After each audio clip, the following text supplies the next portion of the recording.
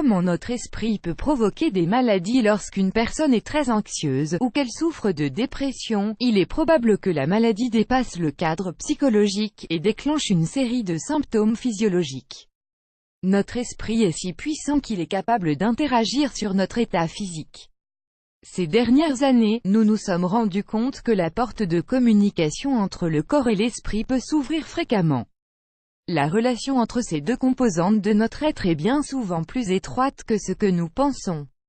Nous sommes tous déjà tombés malades une fois dans notre vie, en remarquant que cette maladie physique mettait notre esprit dans une sorte de prison faite de torpeur et d'apathie. Notre psychologie était affectée par des maux inconnus, qui la rendaient totalement hermétique à la réception de stimulus extérieurs et à la production de pensées propres. Depuis quelques années, de nombreuses études indiquent que l'état de bien-être mental est directement lié à la qualité de l'état physique tel qu'il est, ou du moins tel que nous le percevons.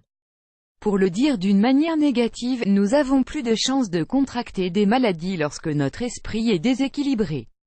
L'anxiété et la dépression sont donc des maladies mentales qui peuvent contribuer à faire apparaître des symptômes physiques indésirables. Comment se déroule le processus de transformation physique? Repensez un instant au moment de votre vie durant lesquels vous vous êtes senti particulièrement anxieux.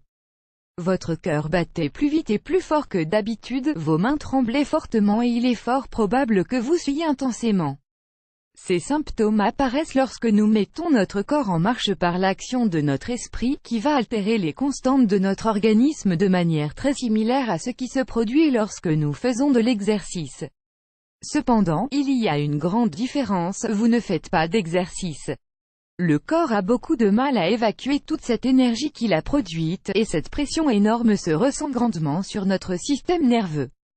Les veines et les artères qui irriguent nos muscles se dilatent à peine, alors que notre cœur est en train d'envoyer bien plus de sang que d'habitude. Que se passe-t-il ensuite? Imaginez qu'une multitude de voitures se met à circuler sur une seule et même autoroute et que, d'un seul coup, cette autoroute s'achève, une quantité gigantesque de trafic doit être absorbée par une route secondaire. Le résultat sera bien évidemment catastrophique et provoquera une paralysie de la circulation, et c'est également ce qui peut se passer dans notre corps. Lorsque nous sommes stressés, notre cœur envoie des litres et des litres de sang, alors que notre corps est incapable de les absorber. Si cette situation dure peu longtemps et qu'elle n'est pas intense, cette petite crise n'aura aucune conséquence.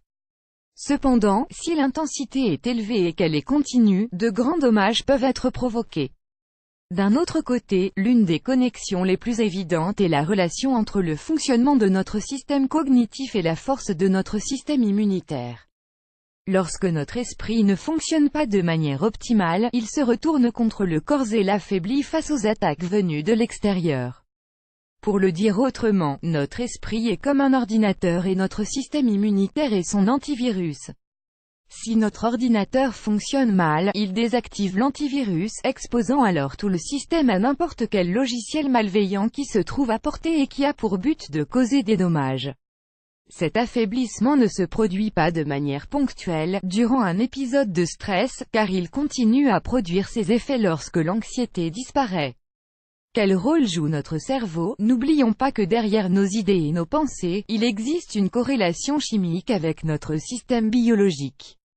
La structure fondamentale qui nous permet de comprendre cette relation est l'hypothalamus, une glande qui joue un rôle important dans notre régulation hormonale.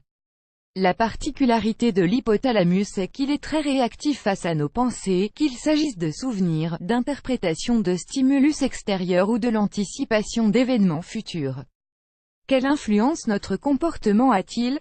Nous avons parlé jusqu'à présent de l'influence que peut avoir notre esprit, de manière directe, sur notre corps.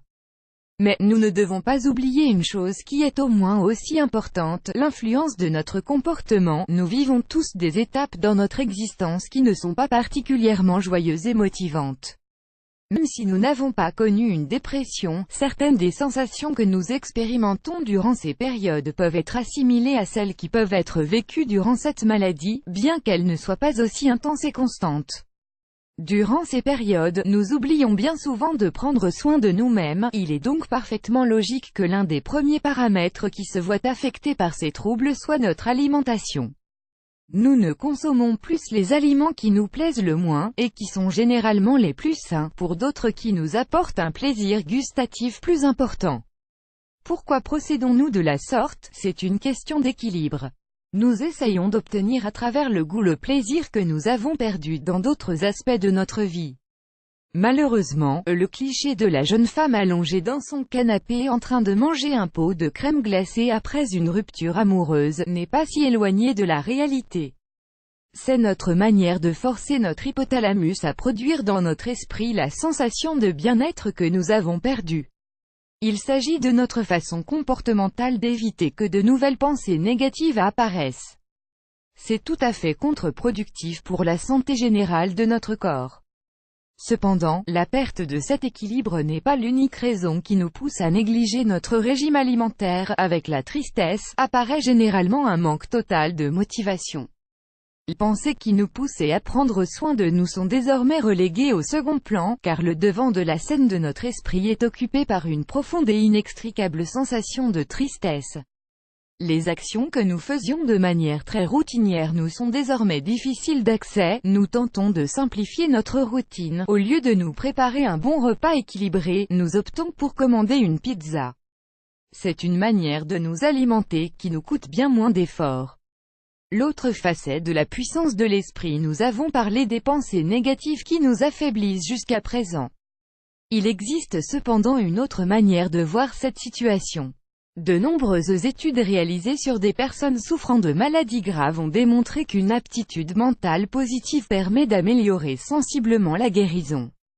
Cela est dû à une action directe de l'esprit sur la biochimie corporelle et à la mise en route d'instruments de contrôle de la maladie, à travers la pratique d'une activité physique et d'une meilleure alimentation. Nous ne pouvons donc que vous inciter à prendre soin de votre santé mentale car, à travers elle, vous pourrez améliorer votre santé de manière générale. Cela en vaut la peine, non ?